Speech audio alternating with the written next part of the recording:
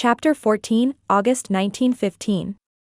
Before the war, Herr Joseph Birnbaum, the mail carrier, was called Seppi for short. At that time there was no dignity connected with his person. He was simply the grouchy fellow who did his duty as he walked from house to house in the district of Neuburg in which the Hoffmann villa was located. He was small, very thin, and his weather-beaten face was continually twitching, for he talked to himself. The dogs would bark at him. No one stopped them from tearing his clothes. The maids would scold him for leaving his muddy or dusty footprints on their newly scoured steps. The only reason that the children did not dare to throw stones after him was his uniform. Seppi was a mailman, and because the post office was in the service of the king, he had written on his satchel and cap, "Royal Employee."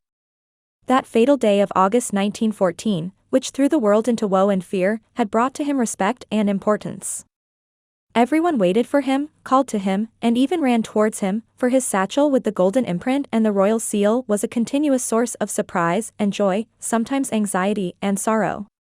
At first Seppi was very confused. I once heard him say to Fanny, "I guess it's the danger of war that makes everyone feel kind towards one another." The people called him Herr Birnbaum.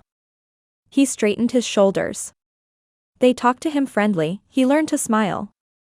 Presently, Herr Joseph Birnbaum nursed an imperial mustache, for the girls in the neighborhood did not begrudge him a kiss as a reward for a letter from his satchel.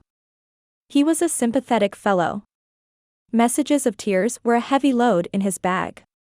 He knew that an envelope stamped with the mark of the Iron Cross meant death of some hero, nevertheless he carried them to the end of his route.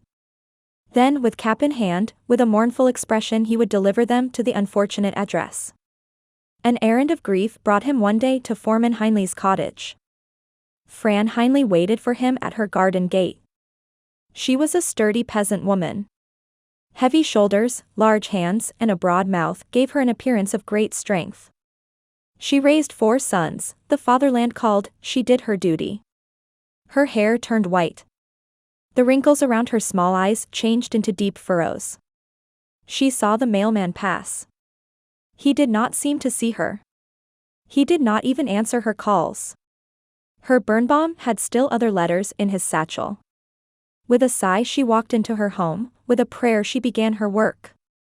The mailman, with cap in hand and a mournful expression, gave her an envelope stamped with the mark of the Iron Cross. "God have mercy," he stammered, and went on.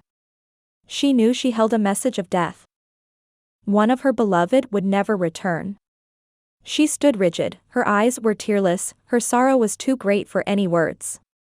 I found Frau Heinley still holding her letter unopened.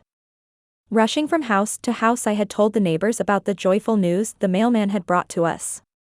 One letter from Felix had arrived. He was on his way home for a 6-week furlough. Another letter came from my father. He wrote from Italy and promised to spend Easter with Clara and me. I did not disturb Frau Heinley in her sorrowful silence, for I had seen the Iron Cross. I, too, knew what it meant.